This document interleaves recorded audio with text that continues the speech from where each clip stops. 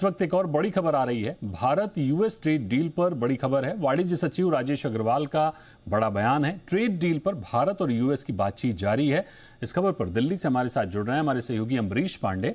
बताइए Amrish, Bharat US trade deal पर क्या अपडेट है? जैसा कि पहले हमने देखा कि अमेरिकी राजदूत गौर ने भी कहा था कि दोनों देशों में बातचीत जारी है और पॉजिटिव बातचीत जारी है, और अब भारत से भी बयान आना क्या संकेत दे रहा है? क्या अपडेट मिल रही है आपको?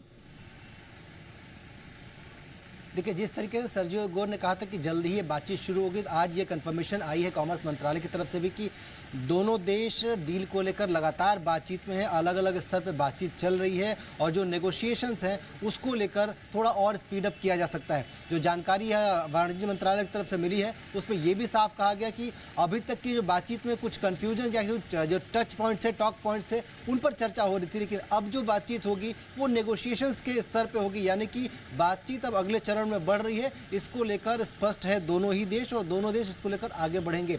विदेश मंत्रालय की तरफ से जो जानकारी है उसके अनुसार विदेश मंत्रालय के अधिकारी या फिर साफ तौर पर कहें तो सचिव स्तर की जो बातचीत है और मंत्री स्तर की बातचीत वो अगले महीने हो सकती है, और उसके बाद डील आगे किस दिशा में बढ़ेगी उसको लेकर कुछ कहा जा सकता है। लेकिन फिलहाल अच्छी बात यह है कि दोनों देश इस बात को लेकर गंभीर हैं कि दोनों देशों के बीच बीटीए को लेकर बातचीत को आगे बढ़ाना चाहिए, और पॉजिटिव तरीके से दोनों ही देश बातचीत के अलग अलग स्तर पे कंटिन्यू करने को लेकर तैयार हो गए हैं, और धीरे धीरे उन सब स्तरों पर बातचीत शुरू हो गई है। जो डेडलॉक बीच में बना था, जो बीच में कम्युनिकेशन गैप था, उस कम्युनिकेशन गैप को दूर कर लिया गया है, और अब नए सिरे से दोनों ही देशों के बीच बीटीए को लेकर यानी बायलैटरल ट्रेड एग्रीमेंट को लेकर बातचीत शुरू हो गई। जी ठीक है, ये तो बात अमेरिका और भारत के ट्रेड की हुई।